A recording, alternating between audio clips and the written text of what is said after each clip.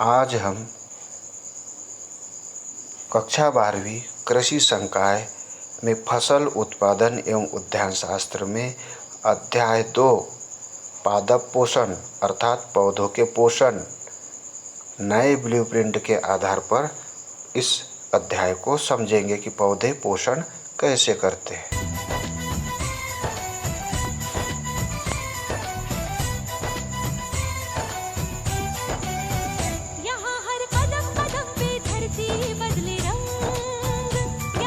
तो महत्वपूर्ण प्रश्न आता है कि पादप पोषण किसे कहते हैं।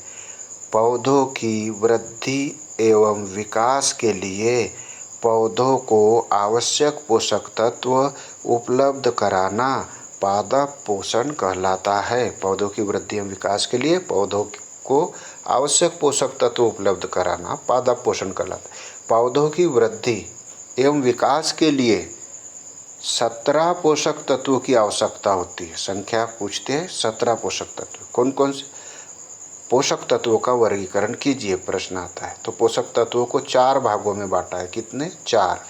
पहला संरचनात्मक पोषक तत्व जैसे CHO कार्बन, हाइड्रोजन और ऑक्सीजन। दूसरा प्राथमिक पोषक तत्व जिसको मुख्य पोषक तत्व भी कहते हैं जैसे NPK नाइट्रोजन, फास्फोरस और पोटास। 3 खाद अनिवार्य लगते हैं।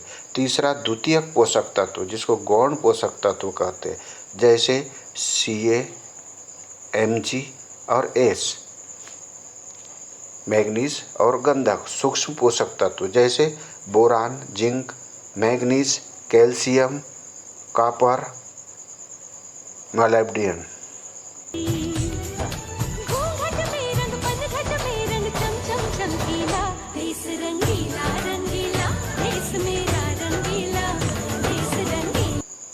अगला प्रश्न है सूक्ष्म पोषक तत्वों का महत्व लिखिए।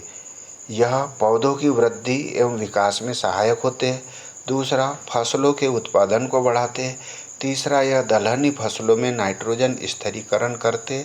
चौथा यह एंजाइमों की क्रियाशीलता को बढ़ाते हैं। प्रश्न अगला आता है नाइट्रोजन के कार्य या महत्व लिखिए। तो नाइट्रोजन क्या क्या कार्य करता है। यूरिया पहला यह पौधों की लंबाई को बढ़ाता है। दूसरा पौधों की वृद्धि एवं विकास में सहायता करता है। तीसरा प्रोटीन के निर्माण में सहायता करता है और चौथा पौधों को हरा रंग प्रदान करता है। तो सूक्ष्म पोषक तत्वों का महत्व, पौधों की वृद्धि एवं विकास, उत्पादन को बढ़ाना, नाइट्रोजन स्थिरीकरण करना, एंजाइमों की क्रियाशीलता को बढ़ाना।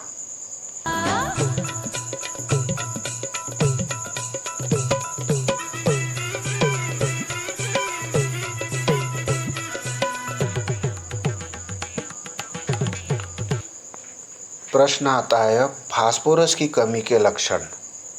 राखड़ खाद जो डालते हैं हम फास्फोरस, उसके कमी के क्या लक्षण हैं। पहला इसकी कमी से पौधों की वृद्धि रुक जाती है। दूसरा इसकी कमी से दाने का आकार छोटा रह जाता है। तीसरा इसकी कमी से दलहनी फसलों में नाइट्रोजन स्थिरीकरण जो गांठें बनती है दलहनी फसलों में कम हो जाती है। इसकी कमी से पौधों की पत्तियां बैंगनी हो जाती है। अब चलते हैं पोटास के कार्य या महत्व। तो पोटास दाने की चमक को बढ़ाता है। दूसरा तने को मजबूत बनाता है। तीसरा यह पौधों में रोग रोधी एवं कीट रोधी क्षमता प्रदान करता है, रोगी नहीं होने देता। चौथा यह प्रोटीन निर्माण में भी सहायक होता है। तो महत्वपूर्ण खाद पोटास है।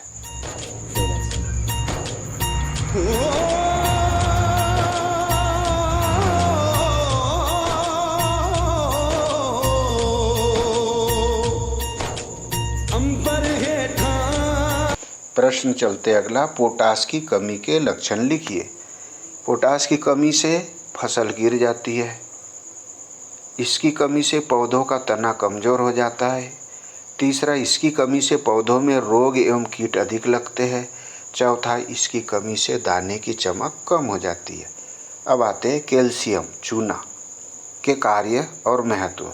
तो नंबर 1 यह जड़ों की वृद्धि में सहायता करता है। दूसरा यह दलहनी फसलों में नाइट्रोजन स्थिरीकरण को बढ़ाता है। तीसरा यह कोशिका विभाजन में सहायक होता है, इससे बहुत सारी कोशिकाएं बनने लगती है। और चौथा, यह दलहनी फसलों में ग्रंथियों का निर्माण करता है, अधिक से अधिक ग्रंथियां बनाता है, अधिक से अधिक कोशिकाओं का विभाजन करता है, नाइट्रोजन स्थिरीकरण करता है, जड़ों की वृद्धि। ऐसा देश है मेरा, हो ऐसा देश है मेरा, ऐसा देश है मेरा, हाँ ऐसा देश है मेरा, बोले पप्पी। प्रश्न है, मैग्नीशियम के कार्य का और महत्व लिखिए। मैग्नीशियम के कार्य, यह क्लोरोफिल के निर्माण में सहायता करता है। क्लोरोफिल, जो हरी भरी पत्तियां होती है, क्लोरोफिल के कारण होती है, उसके निर्माण में सहायता करता है। दूसरा, पौधों को हरा रंग प्रदान करता है। तीसरा, पौधों की वृद्धि में सहायक होता है। चौथा, फसलों के उत्पादन को बढ़ाता है। अब आते हैं महत्वपूर्ण सल्फर, पोषक तत्व सल्फर के कार्य। पहला, सल्फर फसलों के बीजों में तेल की प्रतिशत मात्रा बढ़ती है, तेल इसी से मिलता है। तिलहनी फसलों का उत्पादन बढ़ाता है। तीसरा, पौधों की वृद्धि एवं विकास में सहायता करता है, तो तेल बनाने वाला सल्फर है।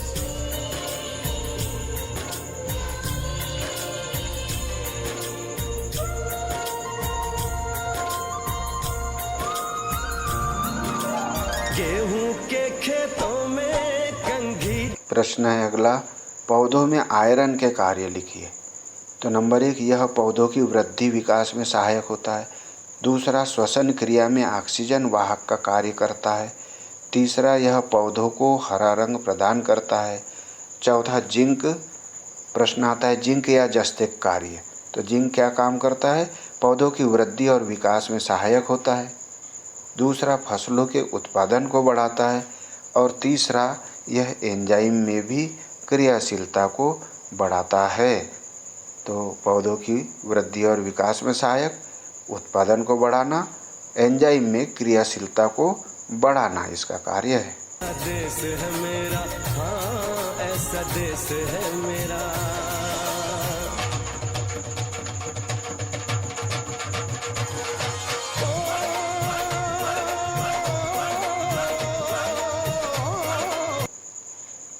लास्ट प्रश्न, एकीकृत पादप पोषक पोषण प्रबंध प्रणाली क्या है? एकीकृत पादप पोषण प्रबंध प्रणाली।